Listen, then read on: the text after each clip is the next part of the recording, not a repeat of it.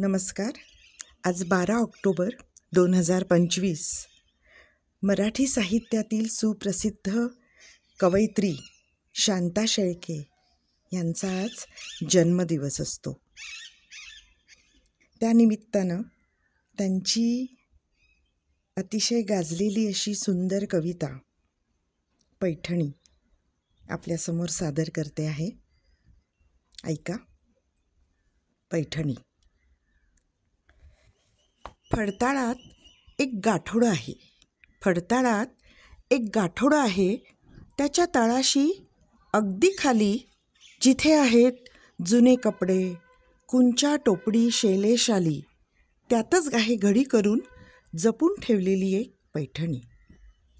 नारळी पदर, जरी चौकडी, रंग तिचा सुंदर धानी. नारळी पदर, जरी चौकडी, रंग तिचा सुंदर धानी. माझी आजी लग्नामध्ये हीच पैठणी नेसली होती. माझी आजी लग्नामध्ये हीच पैठणी नेसली होती. पडली होती साऱ्यांच्या पाया हाच पदर धरून हाती. पडली होती साऱ्यांच्या पाया हाच पदर धरून हाती.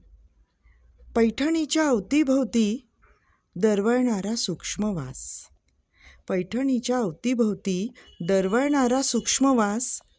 ओळखीची अनोळखीची जाणीव गूढ आहे त्यास. धूर कापूर उदबत्त्यातून जळत गेले किती श्रावण. धूर कापूर उदबत्त्यातून जळत गेले किती श्रावण. पैठणीने जपले एक तन एक मन. माखली बोटे पैठणीला केव्हा पुसली.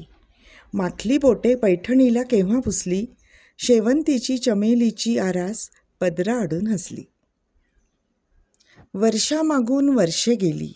वर्षामागून वर्षे गेली. संसाराचा सराव झाला. वर्षामागून वर्षे गेली. संसाराचा सराव झाला. नवा कोरा कडक पोत एक मऊपणा ल्याला. पैठणीच्या घडीघडीतून अवघे आयुष्य उलगडत गेले. पैठणीच्या घडीघडीतून अवघे आयुष्य उलगडत गेले. अहेपणी मरण आले. आजीचे माझ्या सोने झाले. कधीतरी ही पैठणी मी धरते उरी कवडून. कधीतरी ही पैठणी मी धरते उरी कवडून. मऊ रेशमी स्पर्शामध्ये आजी भेटते मला जवळून. मधली वर्षे गळून पडतात. मधली वर्षे गळून पडतात. कालपटाचा जुळतो धागा. मधली वर्षे गळून पडतात. कालपटाचा जुळतो धागा. पैठणीच्या चौकड्यांनो आजीला माझ्या कुशल सांगा. पैठणीच्या चौकड्यांनो आजीला माझ्या कुशल सांगा.